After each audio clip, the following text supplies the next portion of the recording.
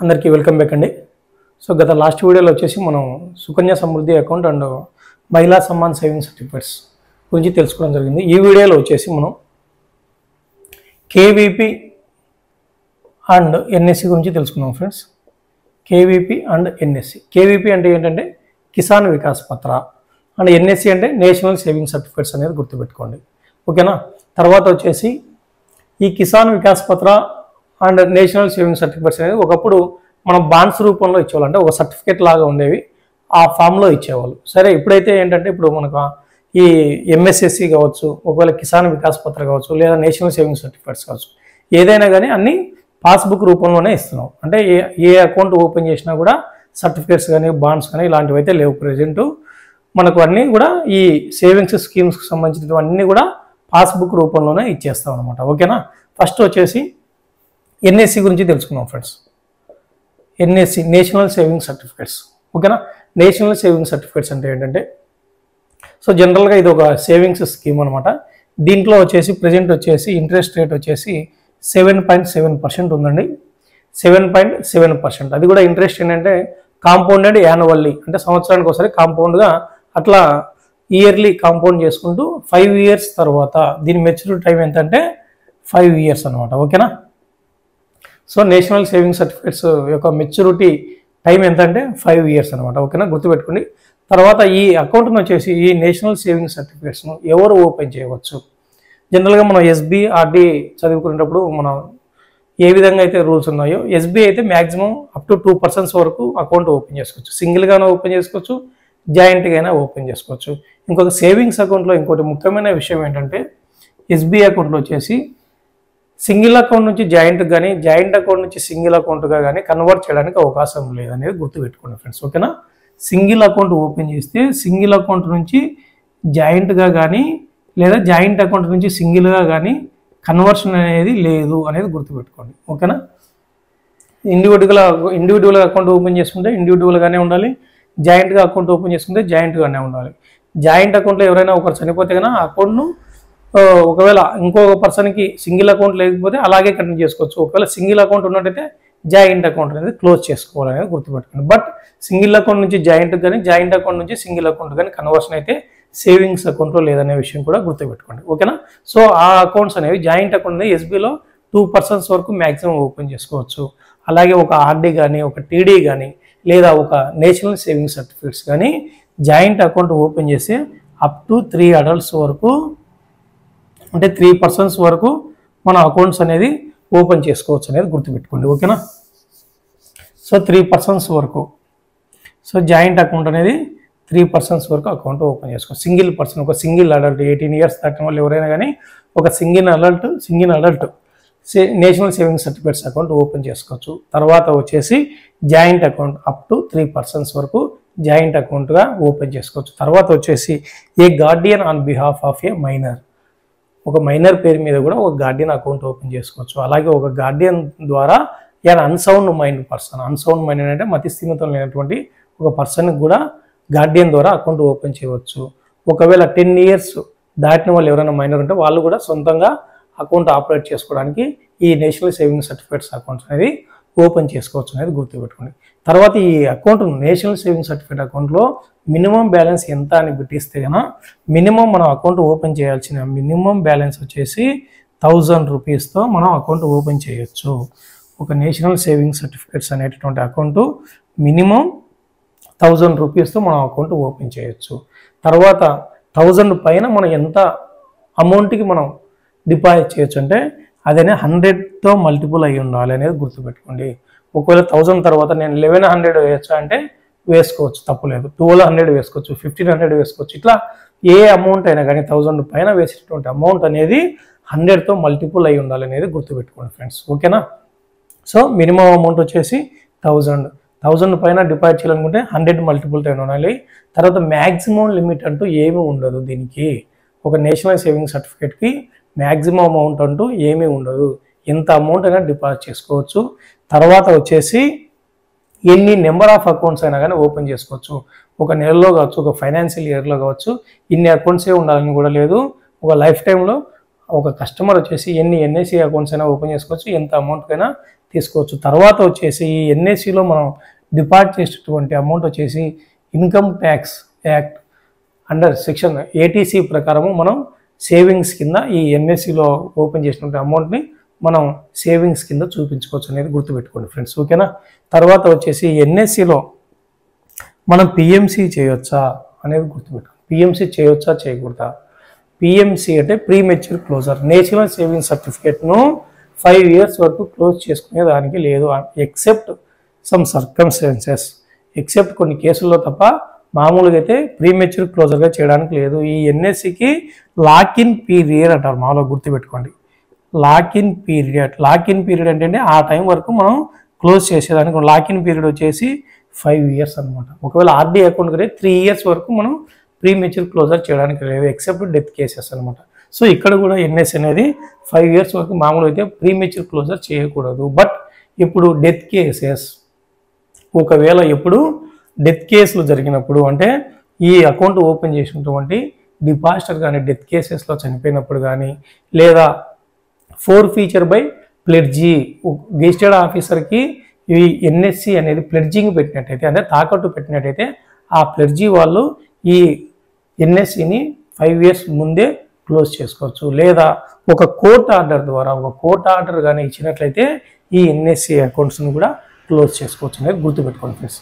తర్వాత ఈ national saving certificates మనం ప్లెడ్జింగ్ అనేది పెట్టుకోవచ్చు. ప్లెడ్జింగ్ అంటే తాకట్టు అనమాట. ప్లెడ్జింగ్ అంటే గత లాస్ట్ వీడియోలో ఒకసారి చెప్పాను మీకు ఏమని.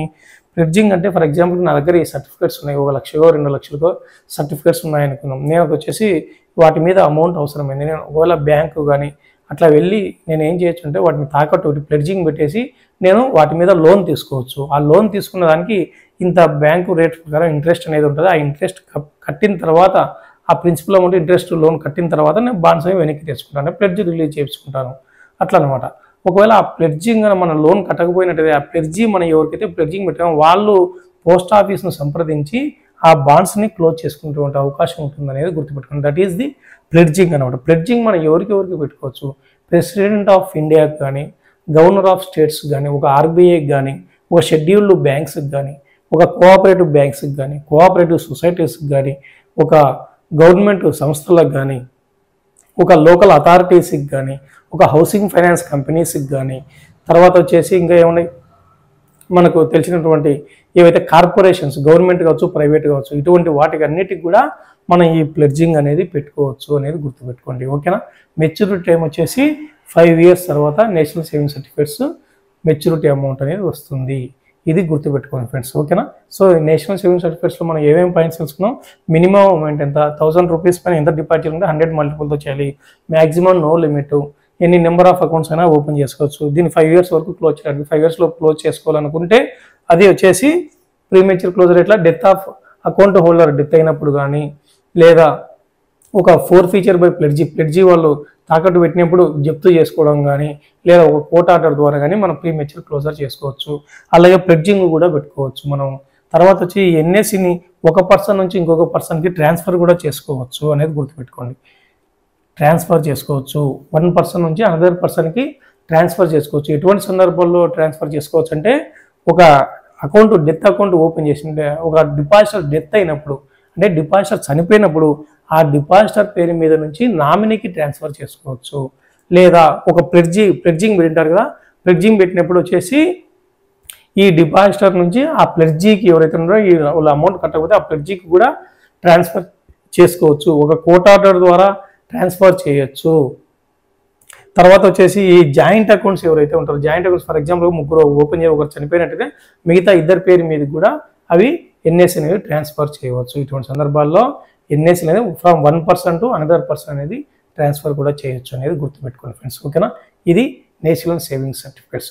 సో నెక్స్ట్ వచ్చేసి కిసాన్ వికాస్ పత్ర గురించి తెలుసుకుందాం. కిసాన్ వికాస్ పత్ర అన్న కూడా సేమ్ ఆల్మోస్ట్ 90% సేమ్ రూల్స్ ఉంటాయి, but except some 1 or 2 cases అనమాట. సో కిసాన్ వికాస్ పత్ర గురించి తెలుసుకున్నాం. సో మీకు ఇప్పుడు వచ్చేసి ఎన్ఎస్సి ఇటువైపుగా చెప్పాను. ఇప్పుడు కేవీపీ గురించి చెప్పినప్పుడు ఏమవుతుందంటే మీకు ఆల్మోస్ట్ కంపారిజన్గా నేను చెప్పినట్టయితే మీకు ఈజీగా అర్థమైపోతుంది అనేది గుర్తుపెట్టుకోండి ఫ్రెండ్స్. ఇక్కడ ఎన్ఎస్సి వచ్చేసి ఇంట్రెస్ట్ వచ్చేసి 7.7%, బట్ కేవీపీకి వచ్చేసి ప్రెజెంట్ ఇంట్రెస్ట్ రేట్ వచ్చేసి 7.5% కాంపౌండెడ్ యాన్యువల్లీ. సి అంటే కాంపౌండెడ్ యాన్యువల్లీ అనేది గుర్తుపెట్టుకోండి. కేవీపీకి వచ్చేసి కిసాన్ వికాస్ పత్రకు వచ్చేసి ఇంట్రెస్ట్ రేటు 7.5% ఉంది. ఎన్ని సంవత్సరాలకు అమౌంట్ డబుల్ అవుతుందంటే 115 months. ప్రెజెంట్ వచ్చేసి 115 months అంటే 9 years 7 months. 9 years 7 monthsకి వచ్చేసి అమౌంట్ అనేది డబుల్ అవుతుంది. అమౌంట్ అనేది మనం 50,000 వేస్తే 50,000 వడ్డీతో కలుపుకొని ₹1,00,000 మెచ్యూరిటీ అమౌంట్ అనేది వస్తుంది. ఒకవేళ మనం ₹1,00,000 వేసినట్టయితే లక్షకు 1,00,000 వడ్డీ వచ్చి టోటల్ 2 lakhs అనేది మనకు మెచ్యూరిటీ అమౌంట్గా వస్తుంది. అది ఎన్ని రోజులకు వస్తుంది? ప్రెజెంట్ ఉన్నటువంటి ఈ 7.5 కాంపౌండెడ్ యాన్యువల్ ఇంట్రెస్ట్ రేట్ ప్రకారము ప్రెజెంట్ డేట్ ప్రకారం 115 months అంటే 9 years 7 monthsకి మనం వేసే అమౌంట్ అనేది డబుల్ అవుతుంది అనేది గుర్తుపెట్టుకోండి.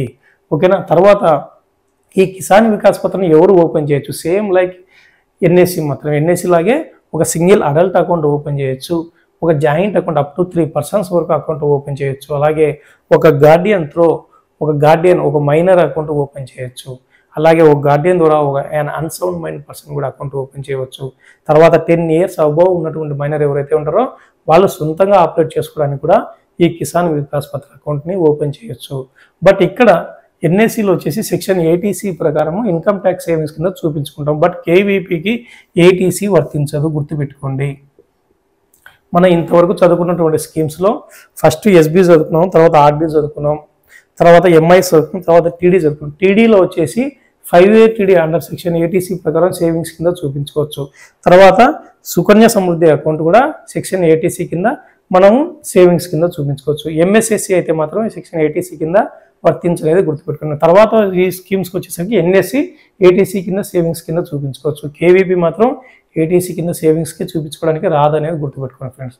మీకు ఎగ్జామ్లో ఇవ్వచ్చు ఏమని, కింద ఉన్నటువంటి సేవింగ్స్ పథకాల్లో సెక్షన్ 80C కింద ఏ పథకం వర్తించదు అంటాడు.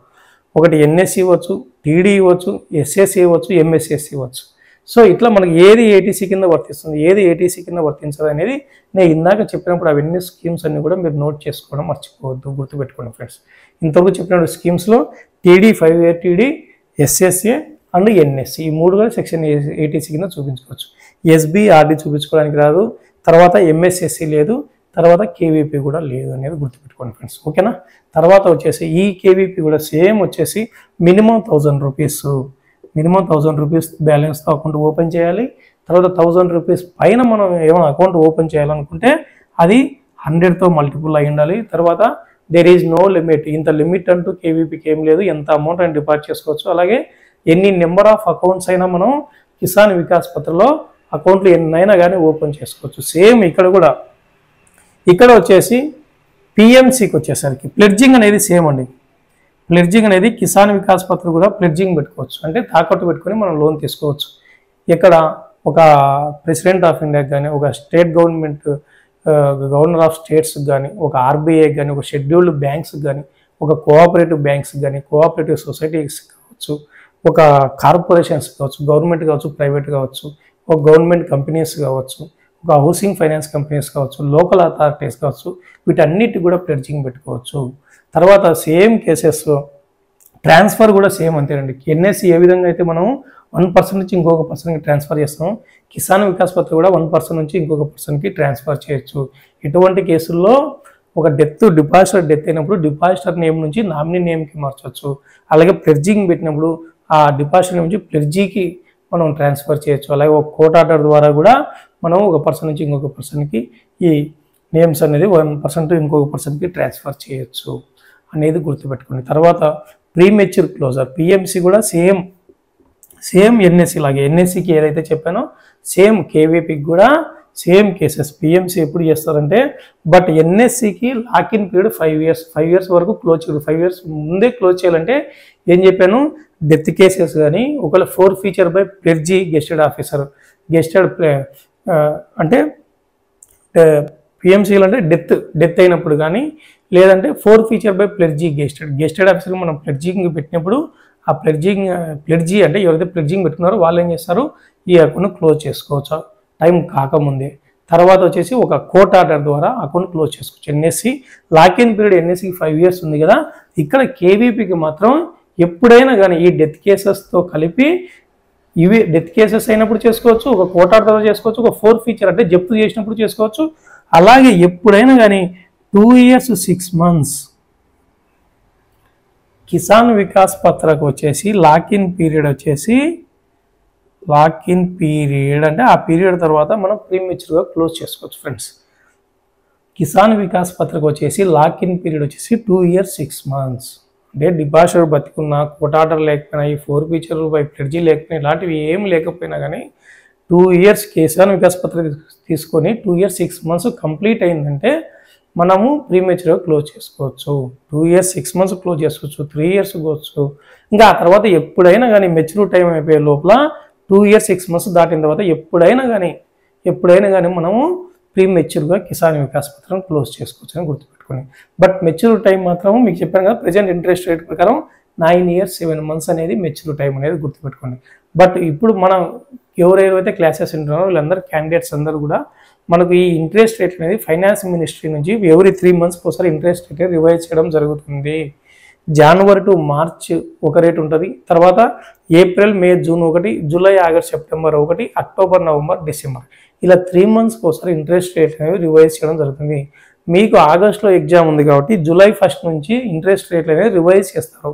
అంటే ఇంట్రెస్ట్ రేట్లు అలాగైనా ఉంచవచ్చు, లేదా కొన్ని స్కీములు పెంచవచ్చు, కొన్ని స్కీములు తగ్గించవచ్చు.